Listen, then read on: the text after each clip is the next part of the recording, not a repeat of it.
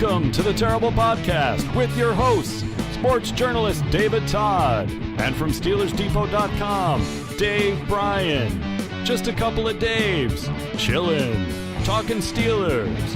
Now, here's Dave and Dave.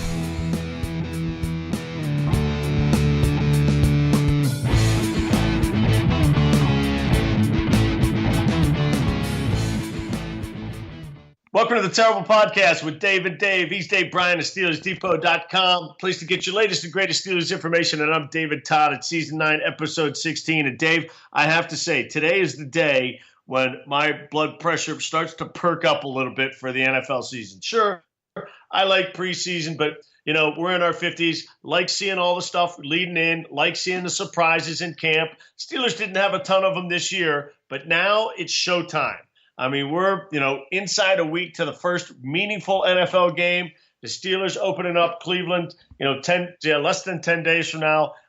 This is when it really starts to amp up for me. Yeah, it really has been an exciting process all the way through. I've enjoyed the preseason, maybe not so much the fourth quarter of that game last night. At that point, you're ready to just run the ball and click those seconds off and get out of here without an injury or whatnot. But, make no mistake, the next, obviously today, we're probably not going to learn too much about any cuts today.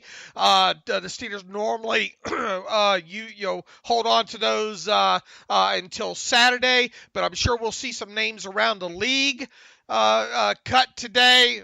Maybe a couple of trades are going to happen, but yeah, most definitely it's an exciting time of the year here.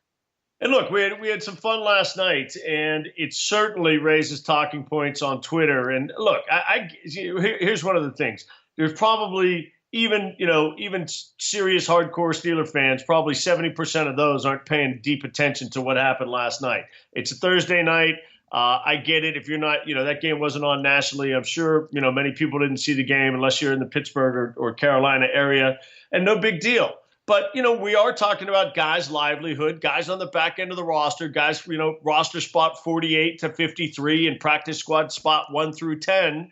And, there are guys who are making the case. And Mike always will point out the fourth preseason game, the week leading in, talks about highlights from past years. This year he mentioned Ross Ventrone. I think he mentioned another player as well. Who was it Juravicius way back when, Dave? Joe Juravicius. Who ran down a guy who had intercepted a ball and knocked it away, if I'm remembering correctly. Some former, I thought, Penn State wide receiver. Oh, you're talking about Derek Moy. Derek Moy, Joe Juravicius, yeah, my white Penn State wide receivers. It happens, but it's not really all that likely to happen. If you haven't done it in the 6 weeks of training camp, which includes the three previous games, you're going to have to do something rather extraordinary to have a play or something, a series of plays get you on this football team. Having said all that, we had things happen last night that certainly are talking points, and the lead one was the performance of Josh Dobbs. Where do you stand on what's happening with Josh Dobbs, and did anything change last night? Well, I will say this first and foremost when it comes to Joshua Dobbs. From the day he was drafted up until last night, he has progressed. Plain and simple. He has progressed in a very positive manner. Even this preseason, he has, if you go back to the first game and second game, obviously didn't play in that third game, but and then you get into last night, his best preseason game to date was last night. He looked every bit that like he at least belongs on a roster as a number 3 quarterback. He's going to be, one would think, with a team in some capacity in week 1. Now the question, I know your timeline's probably full of it. My timeline's full of it. A lot of people are clamoring for the Steelers to cut Landry Jones and keep Joshua Dobbs and Mason Rudolph, or keep 4 quarterbacks. And I haven't seen too much of that in mine. I've definitely seen the cut Landry Jones. Now, when I say a lot of people on Twitter feed, say 5 to 10 out of, as we both have thousands, tens of thousands. So, I mean, I don't think it's an overwhelming majority or even a majority, but certainly there are plenty of people out there, espousing that view for sure. And bless the kid's heart. I mean, he is a kid that you cannot help but root for, right? I mean, he's just a good kid. And yeah, I know some people who know him, and speak very highly. Smart young guy. His teammates speak highly of him. I think Cam Hayward said, after the game last night, I love Josh Dobbs, the player. I love Josh Dobbs, the man, even more. Yeah, and it's hard not to root for him. And he didn't.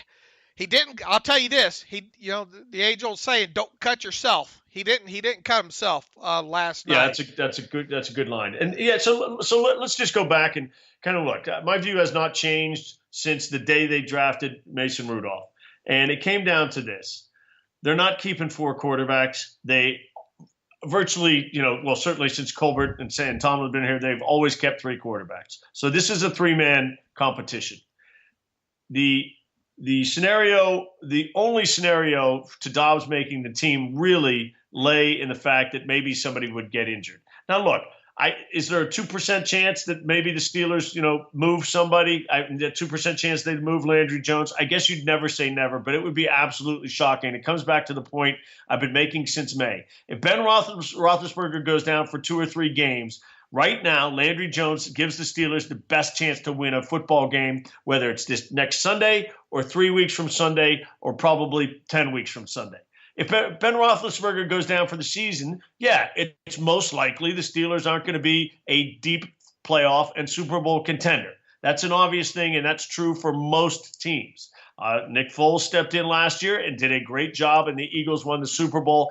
That's the exception to the rule. It's not impossible, but it's certainly unlikely with Landry Jones. But they're not keeping Landry Jones to be the quarterback for half the season or for 16 games. And if Ben were to go down, maybe the Steelers at some point down the road would change to Mason Rudolph if they felt like they weren't going to make the playoffs. But if it's 2 games they need to win in the middle of the season to get home field advantage or to win the division, right now Landry Jones is the best opportunity to win those games. That hasn't changed since, whatever the day of the draft was. That story has been exactly the same, and it's the same today. And unfortunately for Josh Dobbs, his upside isn't as high as Mason Rudolph, and even if he outplayed him a little bit during the preseason, that was not going to, in the Steelers' minds, move him ahead of Mason Rudolph.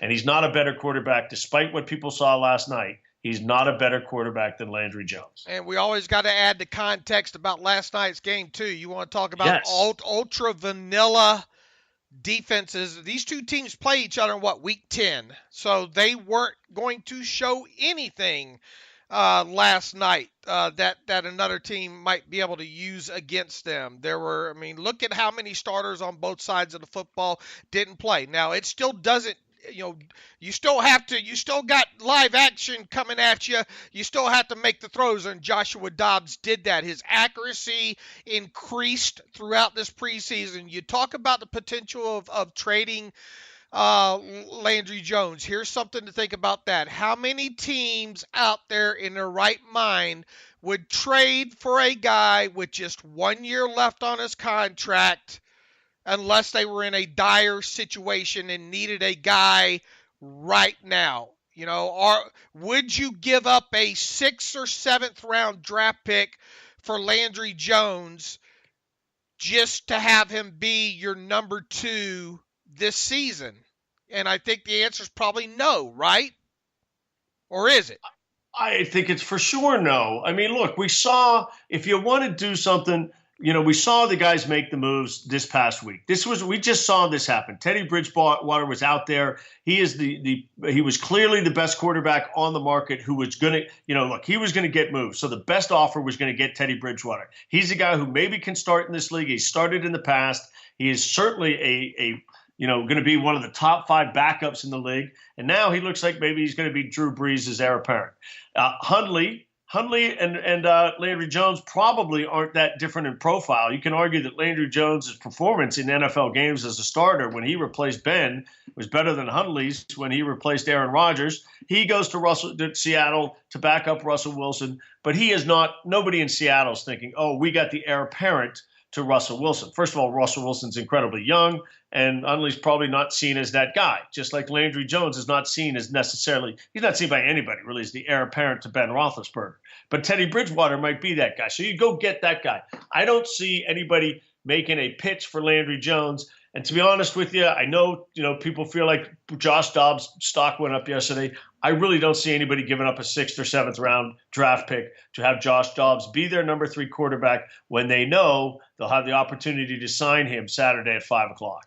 Now that becomes the other interesting talking point. There is is there an NFL team out there that thinks he might be good enough to be right now a number 2? And if so, then maybe you trade a pick for that. But if you view him as a number 3, do you trade for that? I sure don't. Because I don't think anybody around the league looks at Josh Dobbs as the potential heir apparent to their starting quarterback were they to acquire him. If you view him as a upgrade as a number 2, what would you give up for him? A 6th or a 7th or higher, or a 5th at most, maybe? Yeah, I mean, I can't see it, to be honest with you. I can't see anybody giving up a 5th. Look, I just don't. My bet all along has been it doesn't happen. Look, I hope for Josh Dobbs' case, for his purposes, and for the Steelers' purposes, I'm wrong. I mean, that'd be great for everybody. That means some team really does value Josh Dobbs, and it means the Steelers get, some kind of, they get a lottery ticket type of asset, a late round pick. That'd be a good deal. I just don't see it happening. All right, now let me also throw this scenario out to not only you, but for the people clamoring for Josh Dobbs to hang around this season. All right, you have we think they're going to have a 54th roster spot here from Saturday to Saturday, assuming Bell shows up, blah, blah, blah. You put the exemption on him. You technically have a 54th roster spot. Would you consider – where's my tinfoil hat at? Would you consider keeping Dobbs through Saturday, okay, as a number 4, and then when you get to next Saturday and you have to activate Le'Veon Bell from the reserve list, or from the reserve exempt list, you waive Joshua Dobbs, but you tell him, look, sign to our practice squad and we'll pay you full salary or even above full salary if you stay on the practice squad all season. You mean the maximum practice squad salary, you mean? No, I mean, you can, I mean, there is a minimum. There's a minimum practice. Remember what they did with, who was it? Yeah, they gave him essentially a bonus. Well, B.J. Finney, they paid him full minimum salary to afford losing. To my understanding, you can pay a guy on a practice squad whatever basically. Yes, I think that's correct. Whatever you want. There's just a minimum, or that you're able to pay those guys. So, would you consider holding him as a 4th, as your 54th player through next Saturday, waiving him and seeing, and was that something that he would even be willing to do? Now, obviously on the practice squad, you could still, I think, get plucked off, but if he signed whatever deal he signed, that team would of course be responsible. Would you pay him $1 million? But if they were taking him off, they'd have to put him on the 53 anyway, so that shouldn't be a barrier, right? Right. I would think that you had. I don't know how it works with maybe a different other than a minimum amount. But yeah, he would have, if you're plucking him off a practice squad anyway, he has to go to the 53-man roster of that other team or at least get paid 3 weeks salary of a normal salary. Yeah. So what would I do? This guy, again, nothing's really changed in my mind. Look, Kevin has said this, and I've said, look, I said at the beginning, if you felt like Dobbs, if you liked Dobbs enough and you didn't want to extend Landry Jones at the end of this season, I would sign Dobbs to the practice squad. Now, I realize Colbert has said really that's a wasted spot because Dobbs isn't going to get, fourth guy's not going to get any reps, and I get it. The reason I would consider doing it, and you got 53 guys and you got 9 more, so I mean, how important is that 63rd spot?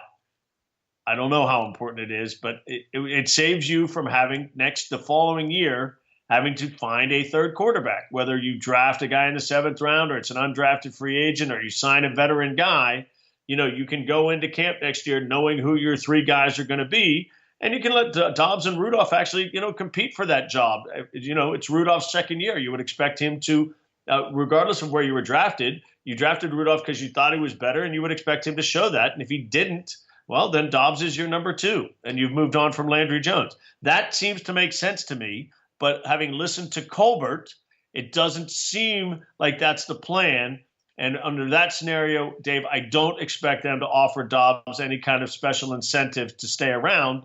And if you're Josh Dobbs, knowing that the Steelers drafted a quarterback this year after you had come to camp, or after you were drafted the year before, you can't really feel like there is a path to maybe even the backup role for you in Pittsburgh. His contract's going to be up 2 years from now, and Mason Rudolph's still going to be under contract, and Ben Roethlisberger is still likely, in my view, to be the starting quarterback. So there's not even a path for him to be the number 2. He'd have to beat out Rudolph, and that has to happen in training camp, really. So I don't know. Maybe he would prefer to go somewhere else. And that's another thing to consider, even if you were to waive him with the idea of getting him to the practice squad, he might say, look, I don't have much of a shot here. I want to pursue an opportunity elsewhere where I think I could, maybe even be the number 2 at some point this year. So just everybody thinks that just because you cut a player and they don't get, or you waive them and they don't get claimed, they automatically are going to re-sign with you. Well, that players likely could have offers other places and all as well. So I'll only throw that out there as an option, of a way to waive him next Saturday, next Saturday, and then maybe get him to agree to something above a minimum practice squad salary to hopefully entice him to stay with you this season. It's just an option. That they obviously did something similar to that to B.J. Finney a couple of years ago when people came a-calling with him. But yeah, if he's probably looking at it and counting it and said, look, at best I'm going to be a number 3 here for until Ben Roethlisberger hangs it up. So yeah. my best options probably are somewhere else. And if you're Josh Dobbs and you get waived and offered a practice squad spot with the Steelers and another team, what would you do? I'd look at that other team and say, Let's say there's a clear-cut number 1, but maybe a number 2 that doesn't have the pedigree of Mason Rudolph. Right. Then I'm probably going to go that other direction because deep down inside, these guys want to play. Yeah. And I agree. And they think they can play, and they think they can be a starter. If they didn't, they shouldn't be playing. Is there any scenario we have not covered? I'll tell you, there's only one.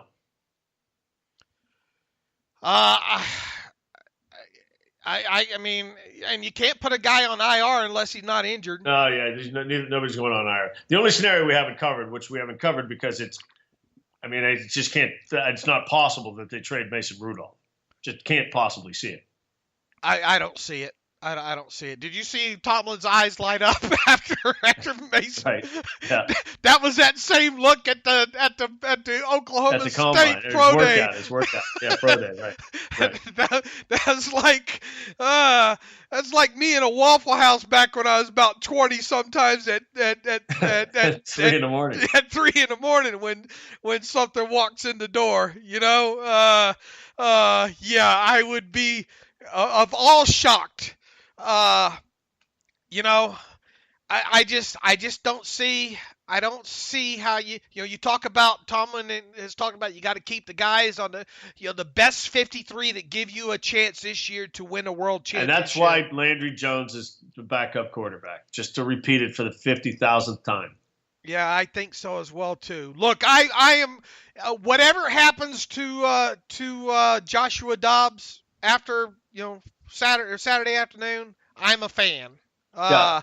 But with that said, we have to make sure we put into context every throw he made this preseason. And, he was 2 great, spectacular catches by James Washington away from... And a pretty damn good one by Justin Hunter down the middle of the field last night.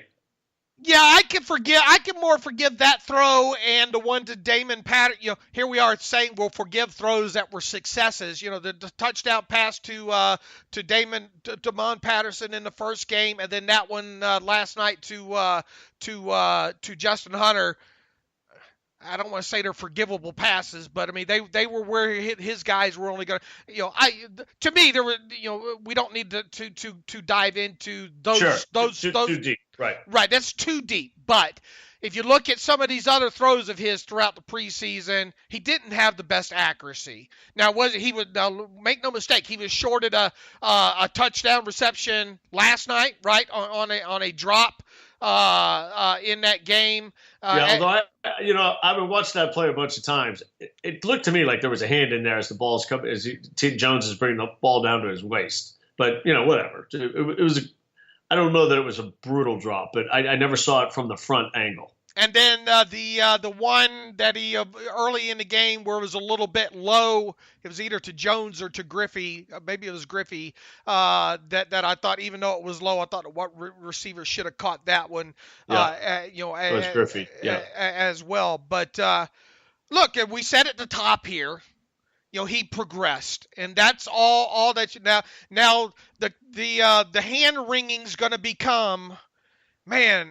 You had this guy, and you spent a 4th round draft pick, and then why'd you turn around and draft Mason Rudolph the year later if you're just going to end up cutting Dobbs a year later? Well, you just don't know these kind of things. Dobbs obviously didn't give them enough fuzzy good feelings to warrant them turning their head and ignoring Mason Rudolph. Yeah, and look, I'll just, here's just another way to look at this. And this is not, I threw this out on Twitter this morning. He said, and the point being, if you now think Josh Dobbs is so good and worthy of a spot on the 53, maybe the Steelers' mistake was, quote unquote, wasting a 3rd round pick on a quarterback when they could have taken a tight end or a linebacker. If you think Rudolph is or will be better, then unfortunately there's no room for Dobbs. And that's kind of where, how you have to, that's how I look at it. They felt like they had, as we've talked about from the very beginning, and when the Steelers said they, put had a first round grade on Rudolph, they felt like they were getting something unique and great value there that, they knew was not going to impact their team this season, most likely. And they made that decision. They made a bit of a decision with a high draft pick for the long term. Okay, so be it. And now we'll go on and see how it plays out. But in my mind, nothing changed from day one of the draft to today, except for Josh Dobbs impressed with some of his play in the preseason. Yeah. Landry Jones played fine in the preseason. Mason Rudolph played fine in the preseason. And Josh Dobbs played fine in the preseason. And Ben played fine in the preseason. Yeah, and look, good for the Steelers. Yeah, good for the Steelers. Good. As a whole, good quarterback play, and especially to end it the way those 2 kids played last night was very encouraging about the progression that the whole position had made. And look, Landry Jones hardly played, right? I mean, you obviously didn't need to see a lot out of him. What do you make about them even pulling Dobbs before the half? I mean, Mike Tomlin said we wanted to get Mason Rudolph some 2-minute work. Unfortunately, it was on a little bit shorter field. But do you think that was do you really think that was the initial plan that, hey, well, give Dobbs a couple series, whatever happens, or do you think maybe the call came down from Kevin Colbert? Hey, Dobbs just put together some nice little selection of tape there. Let's cut it off right there, just in case somebody wants to come calling on him. Do you think? Yeah, I doubt. Well, that's a good conspiracy theory thought. I doubt it. I do think probably. It's like, look, we want him to run the 2-minute drill. We want him to do some more of that. So we don't know that that's going to happen in the second half. So let's get him in there and give him a chance. Overall, you like the quarterback play, though. I mean, you can't like the quarterback play from everybody. Everybody acquitted themselves, well. All right. Anybody make the team last night that you didn't think was going to make the team yesterday morning? Well, I mean, there were a couple of guys. Look, I mean, I flipped Ola off of my roster. I think this last time ago. Now I'm tempted to put him back on there. Let's walk through it here. Okay, we already know the 3 quarterbacks that both of us are probably keeping. Yep. All right. I think the running back position is still a very interesting one. Stephen Ridley certainly didn't hurt himself last night, and. This it is the position that I am least certain about. That's how I'll phrase it. I feel pretty certain about the rest of the roster. This is the least certain. Would they actually keep, excluding Rosie Nix? He's in a different conversation. Would they actually keep 4 of these 5 guys, which would be a little bit unusual to begin with? And you have to think if they keep 4, Fitz is definitely one of 4. And then the question is, if they're only keeping 3. I still don't see Samuels being there, and I think that's kind of clear from last night. I just don't see Samuels being on this team. I see him being on the practice squad. So I think it's Fitz or Ridley, and I guess I'd lean slightly toward Fitz. If it's 3, if it's 4, I still feel like it's Ridley and Fitz ahead of Samuels. Well, I guess it depends what color glasses you look at what happened last night. Why, was it a good or bad sign that Jalen Samuels got some early work and it was out of the game early, and then they put Ridley and Toussaint in there to get some extra tape? It's not like you don't tell me you didn't know who Ridley and Toussaint were heading into last night's game. So why would you play either of those guys late in the game if you really were intent on keeping one or both of them? Well, I mean, Ridley was, had been injured, so get him out there and see but how he looked. I mean, okay, get him a few carries. Okay. I mean, do you think they didn't play Samuels because they were protecting him? They're worried about an injury? Maybe not so much. Maybe just trying, in all fairness, maybe see which one of the other 2 that they wanted to go with. Because in theory, I think, here's what I think could happen here in this first week. You don't know what shape Le'Veon Bell's in right now, right? I mean, let's assume Le'Veon Bell's been doing his work and he's going to come in good shape. All right, but still you have to protect yourself anyway. Maybe he comes in and James Conner's your protection. Right. Yes, he is. But here's what I'm getting at. I think you keep James Conner, Samuels, and either Fitz or Ridley from Saturday to Saturday. Okay. Well, I mean, I understand the logic behind that. It makes sense to me. I think if it's Fitz or Ridley, it'll be Fitz. I just think I don't think Samuels is making the team. So. And then you can decide next Saturday what happens. Maybe then you waive.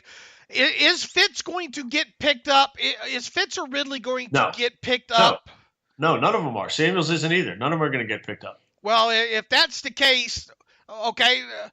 Then it becomes who can dress for you. Who gives you the best 46? Fitz. I think he does. I think he does too. I really think. And look, people are going to probably, if they still used radios, they'd probably be throwing radios right now. But maybe they could throw internets. But I know people. If the job was to be a running back and carry the ball 10 times, I'd take Ridley hands down. But that's not really what the job's going to be. It's going to be to play special teams, and so it's going to be Fitz. And Fitz is still the better pass protector. We saw Samuels do a little bit better in these last couple of games. I would make an argument. I would defer. I would punt here. I would say they're going to keep Connor, they're going to keep Samuels, and they're going to keep Fitz at least until next Saturday. So they're obviously not doing that with Josh Dobbs, if that's your argument. Can't do it with both. Correct. Yeah, I agree. They're not doing it with Dobbs, and I like your logic on the running back thing, just because Bell, hasn't shown up yet. So logic, that logic makes some sense to me. I just, yeah, and I'm kind of indifferent on those. I just the only reason, look, Samuels isn't going to get picked up, and he can go to the practice squad. Obviously, the other two guys can't. It comes back to kind of keeping your best assets, and if you're thinking about your best 63, maybe you get Samuels to the practice squad. And then you deal with the other two guys as you see best fit. Right. That's why I think you could see those three plus Bell from Saturday to Saturday, and then maybe you cut Fitz and say, look, stand by. But Fitz like it or not, listeners, Fitz gives you a little bit better on special teams, and he's a better pass protector right now. Now, does that mean you keep him the entire season? Probably not. I think you keep one of Ridley or Fitz past Saturday at least. Okay, let's move on to wide receiver. Yeah, I mean, the rest of the offense is pretty much set. You got your three tight ends, we know who the 6 wide receivers are. Switzer. Do you at all consider? Of course, it all depends on health. Now, if you is there any reason to cut Grimble instead of Bucky Hodges? No. I don't think so either, because I think Grimble's the better blocker of the two, and I think he's a better special teams player. And I think Bucky's a guy you can probably get to the practice squad. Sure, of course you can get him to the practice squad. Yeah, the Steelers are getting all their guys to the practice squad. Anyway, and I'm going to assume, and I know it's dangerous, I'm going to assume that McDonald and Grimble are both ready, along with James. So that's your 3 tight ends there. Your wide receivers. Patterson suffered whatever, it's either a turf toe or a hamstring. Mike Tomlin called it a hammy. Yeah. The Steelers call it. He was in a walking boot, right? Whatever it is, it's hard to imagine him making the 53. It's hard to imagine Tucker making the 53 at this point. Hunter, I think, did enough. He's the tallest wide receiver. You think Ben Roethlisberger is going to let the tallest wide receiver that can go deep get out the door? Well, it was interesting on either the first 3 series or 3 of the first series, Dobbs went deep to Justin Hunter on the first down the right sideline, then down the I don't remember the order, one down the left sideline and one down the middle of the field. That was very interesting play calling. We saw them do that. We saw the Steelers go deep on their first series of downs very frequently last season. So that was interesting play calling by Randy Fichtner. Seeing how he approached that, and it's clear to me. Certainly wasn't clear to me coming into training camp that Hunter was going to make this team, but it's clear to me he's making this team. I mean, and now he may have put himself into the position where he actually gets a helmet on game day. Right. Are you going? Here's an interesting scenario. Would you consider dressing Hunter week 1 over James Washington? Probably not. Are you going to dress all 6 wide receivers with Hunter not playing special teams? Well, that's the question of how your special team shakes out. I mean, what you think of James Washington? I mean, if he doesn't dress week 1, when's he going to dress? Week 8, like Martavis Bryant? I mean, I would assume. No, not that late, but maybe you want to get him. And look, we don't know still, why didn't he play last night? The oblique or whatnot? Maybe there's still a little something going on with that minor injury that he suffered, against the Tennessee Titans. I don't think it's out of the question that you dress Hunter the first game or two to start the season over Washington. I'm not so sure I would dress 6 wide receivers to start the season. If DHB's on this roster, he's dressing. You sure as heck would think so. If you're not going to dress DHB, then there's no reason to keep DHB around. Absolutely. So that's where that comes down right there. So then the question is why in the hell do you need to dress 6 wide receivers? And are you going to, you can make an argument that you're just not going to dress Hunter, but if you're not going to dress, I think Hunter makes it. I think DHB makes it. I think that's your 6. Yeah, I'm with you. 6. I'm in on the 6. All right, offensive line. The only question going into last night's game is 8 or 9. And if it's 9, is Zach Banner number 9? Zach had a very in my initial view of the game last night, is Zach Banner didn't have a great showing, but I didn't think Chooks had a great showing last night either the first couple of times through as well too. If there's one position maybe that you add from the outside right now at this point, maybe it is a more veteran swing tackle to add as a ninth offensive lineman. You know who your 8 is already, and it was nice to see. I think Matt Filer got some work at center just in case. So, I mean, you know your 5 starters. You know Finney.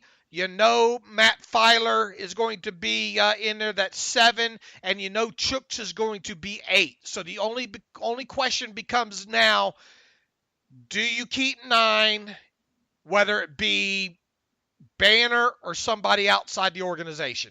That's a question mark. They're going with 8. All right, well, then one would think you should be able to get Banner to the practice squad. Again, none of these guys are going to get picked up by people. Banner's got no pedigree, right? He's got pedigree. I mean, 4th-round pick out of USC last year. Yeah, I mean, so everybody had a crack at him. He got cut. Right. Okay, so that's a little bit of a question mark there, 8 or 9 on offensive line there. That covers all the offense, right? Yep. Defense. I mean, no argument out of who the 6 is. LT Walton, number 5. Dan McCullers, number 6, right? LT Walton, 5. Dan McCullers, 6. Frazier to the practice squad. Yeah, I would agree. And maybe Hooks to the practice squad as well, too. Hooks was on your practice squad last year. I thought he represented himself fine during the preseason. So, if you wanted to keep 2 defensive linemen, maybe it's Hooks and Frazier there. But I think the 6 are set there. The linebacker situation. Now, what can you say about Matthew Thomas, right? I mean, yeah, we both had him on the team on Wednesday, and nothing changed. Right, nothing. A quick little tidbit about Matthew Thomas. A lot of hand wringing going into that draft, thinking, man, can this team get Rashaan Evans or Leighton Vander Esch? Obviously, those 2 guys went ahead of the Steelers' 1st-round pick. Rashaan Evans never played a snap during the preseason. Mysterious injury. It's still called undisclosed with him. Obviously, probably not going to be ready for the first couple of weeks of the season.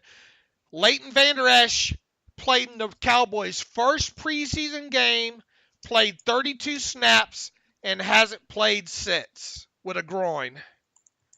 So yeah, I mean, I'm not going to hold injuries against guys. No. And look, it's way too early. But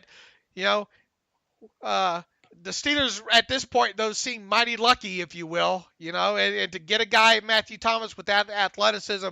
I think now the question with Matthew Thomas is how quick can you get him on the field to be your starter, right? I wouldn't expect it to happen in this season. He's not going to start in front of Vince, and I don't, look, the guy, I wouldn't say it's impossible, but it's good. I would find it, Madike, he's going to call the defensive signals. What's he going to do? I mean, he's missed some tackles. He's made some plays for sure. But again, this is kind of the shiny new toy theory. Whatever's shiny and unknown is better than what we have. I'm not buying that that's going to happen. I think you try to get this guy on the field a couple of snaps a game the first quarter of the season. Throughout practices, you try to just continue to get him to learn the defense completely. I think you can have a package for him in the first quarter of the season where you get him a handful of snaps. I really do believe that now. And I think by mid-season, David, I think your goal with him is to get him on the field being your starter. I really believe that now with him. Okay. I'll be surprised. All right, now at inside linebacker, you're keeping Bostic, you're keeping Vince Williams, you're keeping Matthew Thomas, Matakevich. Is it out of the realm that you'd cut Matakevich in lieu of a guy like L.J. Fort? They're both making the team. To me, this is not even a discussion. 100%. I would bet your house on it. They're both on the team. Lord have mercy. I'm glad my wife's not home. Because I'd hate to tell her that we have the house laying on L.J. Fort making it. I think Matakevich makes it because he's best suited to be your backup buck, backup to strong side long inside linebacker position, and he's a damn good special teams player. Now, is this going to probably be his final season in Pittsburgh? Probably a good chance of that. I'm not so sure right now at this point that they're going to keep L.J. Fort. I'm really, really not. I'm rooting for him. He's a good special teams guy, but I'm not so sure he makes it. And especially if you're going to keep 5 outside linebackers. I'm just not sure that this team keeps 10. They don't have 5 outside linebackers, in my opinion, who deserve to be on this team. I mean, pick whichever one you want. I've been kind of Ola the whole time. I mean, Adams hasn't done anything to me that deserves a roster spot. I mean, yeah, everybody out there over the course of training camp and the games may make a play or two, but Adams, he doesn't look like a guy to me who's anything other than a guy. I'm not keeping him over L.J. Fort. I think Adams represented himself well throughout the preseason, and especially last night. I saw a little bend. I liked him. I thought he did some great hustle. Again, competition is relevant. I saw him but I saw him do some little things too. His ability to drop, I thought was okay. I thought him chasing after a couple plays really was a good sign with him too. I could see them keeping 5 outside linebackers, both Adams and Ola, and making two dogs one bone. To start the season there, and then keeping 4 inside linebackers for a total of 9. I don't think they're going to keep 10 total inside linebackers, and I'd be more apt, I think, to 10 total linebackers, period. Right. I don't think they're going to keep that many. I think they're going to keep 9, and I'd be more apt to cut L.J. Fort at this point right now, assuming they don't. So we got one roster difference. It's Fort versus either Ola or Adams. Okay. I don't think they're both. I don't think they're both making the team. I think Fort's guaranteed to be on this team. Okay. I'm not so much. I'll worry about my house until the Saturday comes. All right. In the secondary, did Marcus Allen do enough to be kept as a 5th safety? No. It was. I don't think it was ever in the cards. I mean, it's unfortunate for him. We didn't see enough, and certainly didn't. There's just not enough tape. I mean, I don't know that 5th round pick gets to make it on pedigree. There's no history of Mike Tomlin kind of taking a guy based on the draft position who didn't play, and you don't have any worries about him getting to the practice squad if you feel like there may be something more there. Well, he played in the last 2 games, so we got to give him that. He got back on the field. So yeah, right. With Marcus Allen, I don't think it's enough, and I think the numbers are stacked against him. The only way I think you could carve out a spot for Marcus Allen as a 5th safety would be if you only carry 5 cornerbacks. Would you keep Marcus Allen over Cody Sensabaugh? No. Yeah, I'm not. Because, again, he can go to the practice squad. He's not going to get picked up. You have a corner. If you need to make a move, you can make a move. Yeah, I'm not sure. Yeah, I'm with you on that. I think you keep 6 cornerbacks. Brian Allen did some nice things last night in the game against Carolina there, so I think you keep 6 corners. With Sensabaugh being your 6, and I think you keep 4 safeties with Nat Burray being the 4th. Yeah. Well, who's 1, 2, 3, 4? Yeah. So you don't have Jordan Dangerfield on the team? No, I don't have Jordan Dangerfield on the team. Would you keep Jordan Dangerfield over Sensabaugh? I would keep. That's a more interesting conversation for me. I don't know. Dangerfield's probably right on the border of practice squad eligibility, right? I mean, he could be with the new rule, he could probably get to the practice squad, right? Yeah, I don't remember. The rule they instituted a couple of yeyears ago, we can for like 4 years in a certain number of games. I don't remember if he was on the list or not for the practice squad. Geez, I wish hold on just a minute here. Let me pull up. By the way, I know everybody has Brian Allen on this team, and I know some people think I know Alex for one thought he played pretty well last night. I think Allen probably on the team. He was on the team last year. That ball going through his hands on the interception. He's an interesting guy, but Brian Allen. Again, if you cut him, you wouldn't have any problem keeping him around. Well, here's the thing. I think he's going to be one of your gunners, and I think he's going to be one of your punt return guys on vice guys on the edge as well too. You think he's going to be one of the two gunners? Yeah, I think he and DHB or yeah, I think that might be it. Okay, that'll be interesting to see. I mean, okay. they've done it a bunch, So I think that's going to be Dangerfield should be eligible for the practice squad. Yeah. So. And you're not going to keep two safeties on the practice squad in Dangerfield. Probably not, but if you keep it depends. If you keep 4 running backs, you don't need a running back on the practice squad. So that's that opens a spot. If you keep 6 receivers, you only need 1 receiver on the practice squad. So that might open a spot. So you have 2 offensive linemen, a defensive lineman, a linebacker. You might have to, if you keep 6 corners, you probably don't need a corner on the practice squad. So there's possibility of keeping 2 safeties. I mean, I wouldn't rule it out. I will. I'll rule it out for you. They're not going to keep 2 safeties. I would generically say they won't keep 2 safeties, but I would not rule out them keeping Dangerfield and Allen, which would be 2 safeties. I think they move Allen to the practice squad, and that's that. I think Dangerfield's gone. He goes back home on the couch. Yeah, I think he does. All right, so I have technically from Saturday to Saturday, I have 2 draft picks not making the 53-man roster, those being Joshua Frazier and Marcus Allen. I suppose you have 3 not making it. You're adding Samuels to the list, right? Yeah, and it's kind of been that way since week 1, really. I mean, nothing's kind of changed in my view of the draft picks. Nothing. I was on the fence about Thomas kind of into the early part of the preseason, but I think after week 3, the Titans game, we had him on the team.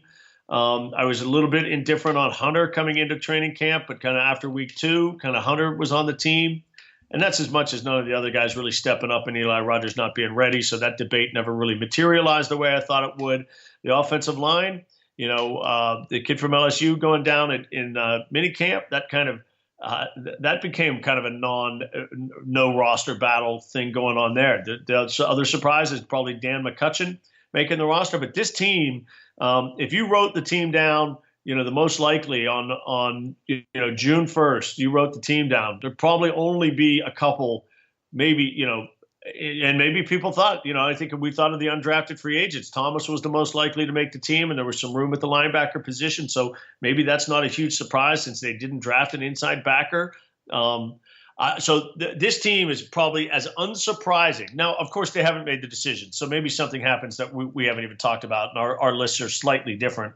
And Alex is only slightly different. And Matthew's only slightly different. They're all kind of the same group.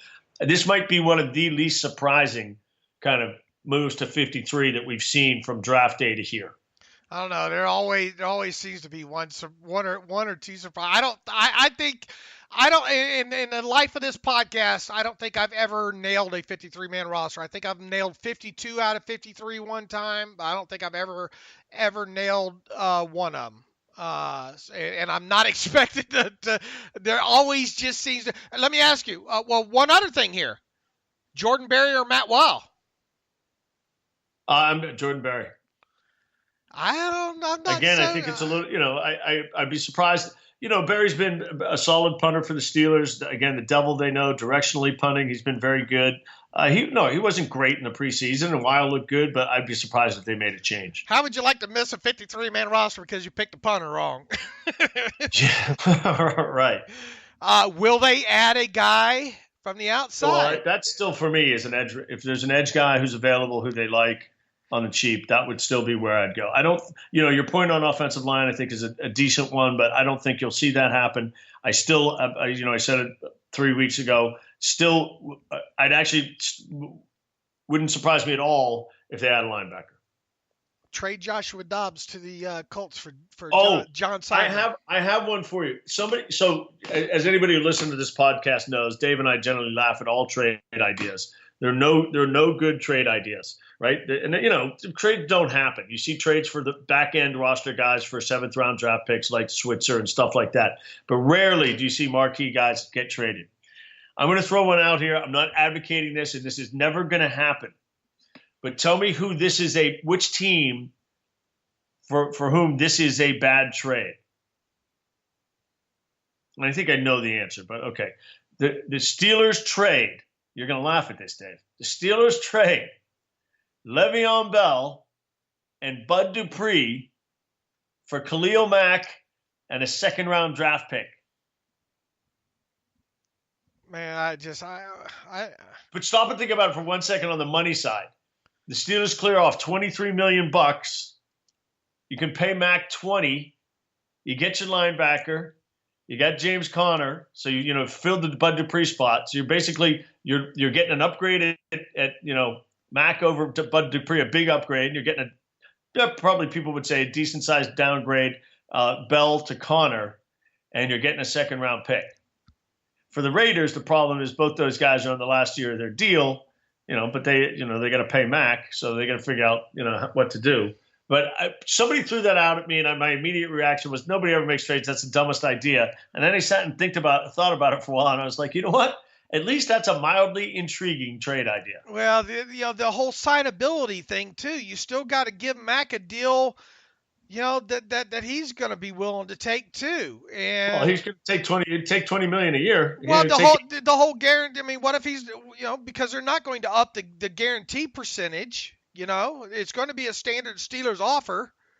It'll be market value, but it's not going to happen. So I don't want to get deep into the guaranteed money. But as for the Steelers, would they be a better football team in 2018 with Khalil Mack and with Khalil Mack and James Conner getting most of the carries at running back and not having Bell and Dupree?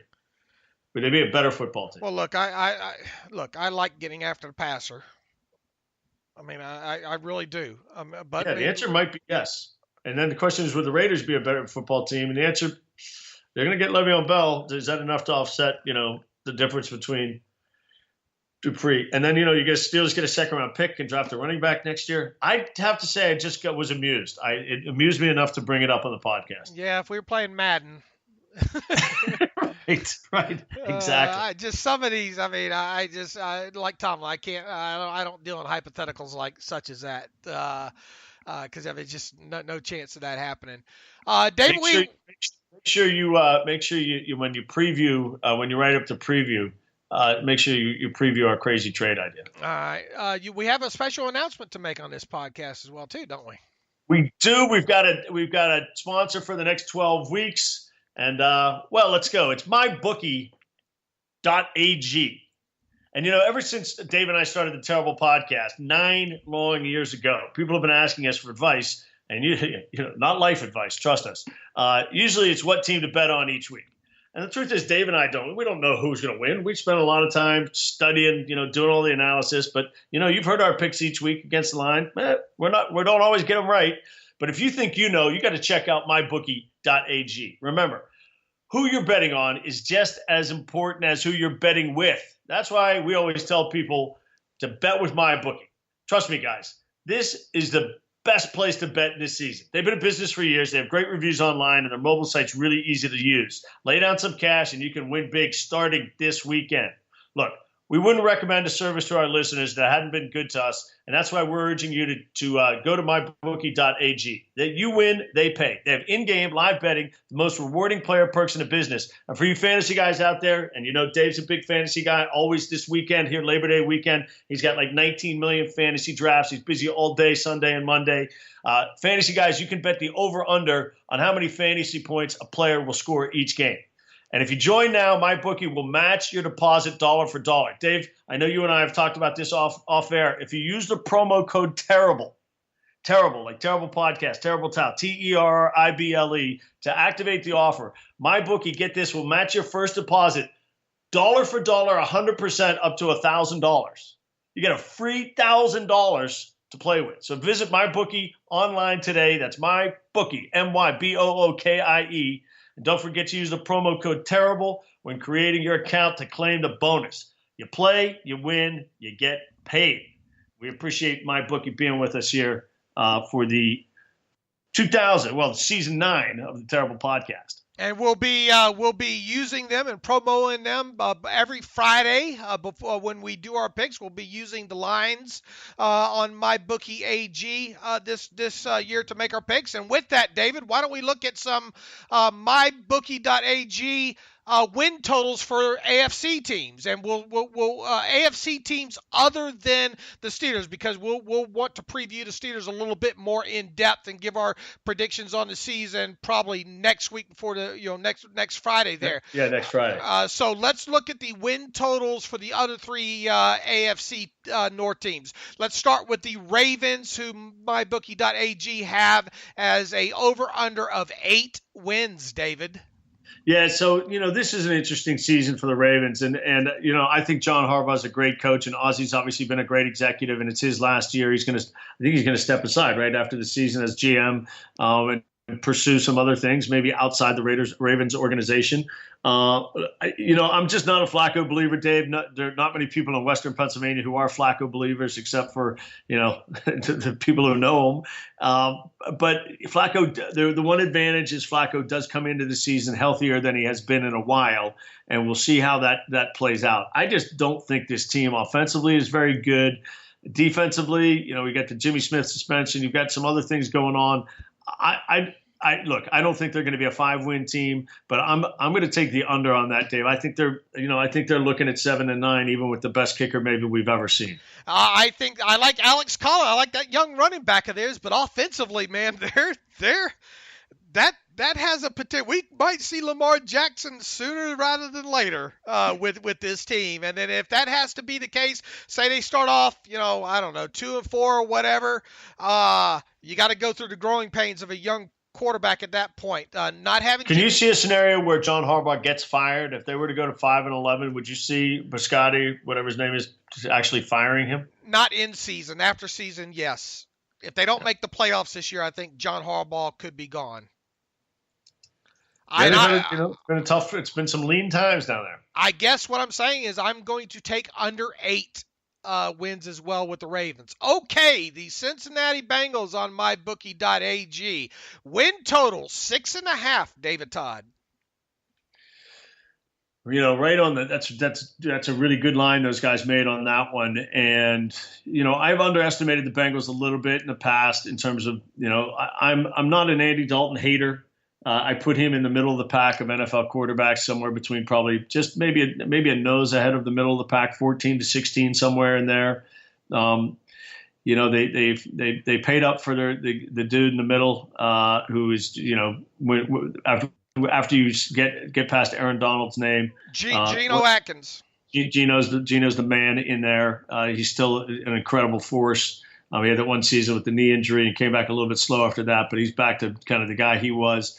So I would nudge it over, Dave. I'll put them at 7-9 as well. I'll nick them above the Ravens. Earlier I would have maybe taken the under, I think, several weeks ago, under 6.5. But I like their defense. I like Carl Lawson. I like their defense. I think their offense is a little bit better situation than the Ravens as well too. I'm not sure they get to 508 wins, but I think maybe they can get to 7. So I think 7-9 would put them at over 6.5. So I'm going to take the over on the Bengals. All right, we're on the same page on both of those. All right, Browns. MyBookie.ag has them 5.5. I'm rooting for the Browns. I am. A lot of there. I was with some guys last night who said, with those two coordinators, Haley and Williams, it's just, and obviously a lot of people have watched Hard Knocks, seen the interaction with those guys and Hugh Jackson, and feel like that, it's dysfunctional. There's going to be turmoil. But I think Cleveland's got it. We've talked about all the offensive skill position talent. Tyrod Taylor is a good enough QB to win football games in the NFL. The young defense with Garrett and some of the other guys on that defense. I'm over, and I've said it would not surprise me if all three of those teams in the AFC North finish 7-9. Boy, this is going to be Hugh Jack. If they got off to a 0-3 or 1-4 start, could he lose his job? I think it'd have to be more than that. I think if he wins 2 of his first 5, he's good for the whole season. But if they come out and they play sloppy football and get blown out, I wouldn't want to be Hugh Jackson. Their first 2 games against the Steelers and the Saints, so they could. They're 0-2. I mean, the Saints. They get the Saints on the road. Is that right? Saints at New Orleans.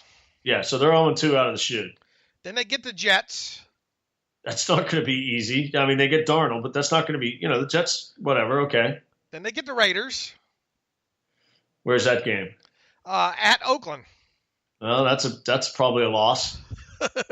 Then the Ravens. Can they beat the Ravens? At home? At home. Ravens They better beat the Jets. The Jets are at home too, right? The Jets are at home as well. Yeah, better win those 2 home games. And then they get the Chargers. Chargers are, some people sneaky pick to win the conference, right? Although they've already lost 3 guys for the season. That doesn't help any. I tell you, you start going through this thing within now you start wondering, what are they going to be first 5-6 games into the season? I think I obviously don't think they're going to go winless this year. I think they do have a nice defense coming along there that's going to help them win some games. I think they're going to have a few struggles still on offense here as well. You know what, David? I'm going to give them 5 wins this year, so I'm going to go under the 5.5. All right. Well, so we, as we would expect, the guys at mybookie.ag pretty on the mark with where we are as well in general. But yeah, all within kind of a game and a half. I might give Cleveland 7, so just a little bit more. All right, Chance. You said where would you put the percentage of chances of them acquiring a guy not already on the 53-man? What did you think about Switzer in that game? Handful of returns last night. So yeah, for Dave Switzer in the game, nothing that was overly impressive. But look, I've watched this guy a lot.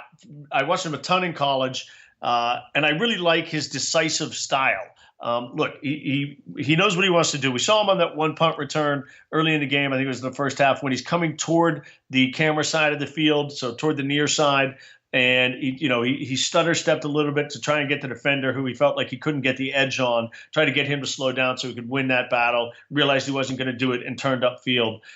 It wasn't a great return, but the whole point, the reason I like decisive guys, and you see this a ton in college, because if you beat the first wave of guys, you generally have open field. And if you get a block or can beat another guy after you kind of beat the initial wave, then that's how big returns happen. And he is a decisive punt returner. And, you'll see that kind of throughout the season. I know he's not a guy who's going to catch the ball and stand there and try to, shoulder fake different guys. He's going to try and move quickly. And as you talked about the other day when talking about him, kind of very quick and short space type of guy, and use that to kind of win the day. So, nothing stood out in the return game for him the other day, but he's going to be 5 or 6 weeks to have an opportunity to be on this roster and be the guy. And if nothing's happened in 5 or 6 weeks and the Steelers are struggling in the return game and Eli Rogers is all of a sudden ready to be activated, that's when he, might be at risk. But it's his job for now. Yes, it is, and I think maybe you can get him 4 or 5 offensive snaps a game in certain situations, especially short yardage situations on some of those quick outs or, over the middle mesh route type stuff. I think there is a small role for him other than just returning punts and kickoffs, which he'll do primarily, obviously, the first that'll be his number 1 job to start the season there. I'm excited. I hope we're able to talk about some field flipping, on both kickoffs and punt returns. What about the couple of those quarterback hits last night? Oh my goodness! There were a bunch of things I wrote down in notes that we didn't get to. One is, first of all, they were terrible. The Steelers got the benefit of 2 roughing the passer calls on back-to-back plays, and the first one, Dobbs was actually clean of the defender. And I don't know if they called the guy for lead. I mean, they didn't say leading with his helmet, so it was a roughing the passer call. And if it was a roughing the passer call, it was terrible.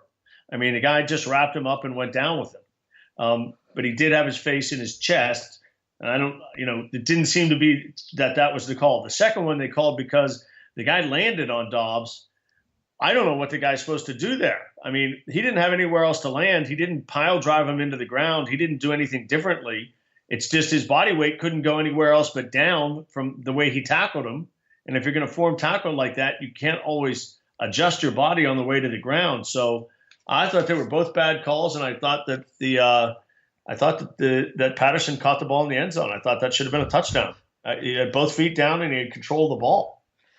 My first thought about that, I'm with you on those hits. I thought they were a bit ridiculous. I think they've gone. It's going to be. We're going to be talking. Unfortunately, we're going to be talking about that into the season with that whole helmet roll and some of these hits on the quarterbacks. I feel we're going to be talking about that. My first inclination when seeing that Patterson catch in the end zone or non-catch, as it turned out to be, was that's not a catch. And then I thought, well, wait. The rule change, that's a catch. And then they ruled it not a catch. Yeah, I mean, that's kind of how I felt as well. So I think my first inclination was go, oh, that's not a catch. And then, okay, yeah.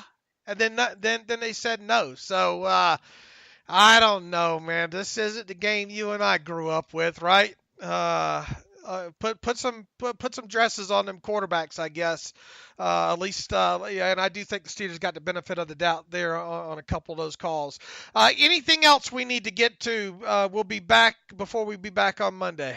I think that's got it. No, right? looking forward to it. But Monday will be fun. We'll get the roster stuff out of the way. We'll get our Browns beat guy on Wednesday, as we do every year. Maybe Mary Kay Cabot. We'll see what we decide on that. And then Friday we'll break down the game and have our picks, and season 9 fully underway.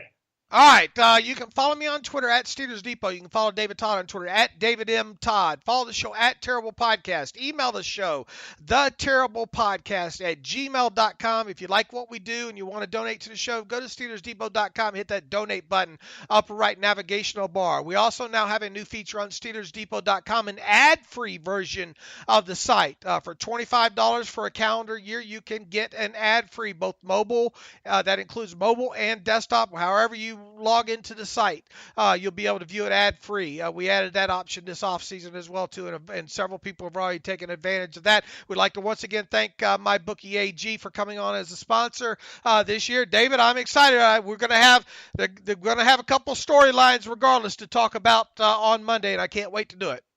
Absolutely. As always, thanks for listening to the Terrible Podcast with Dave and Dave.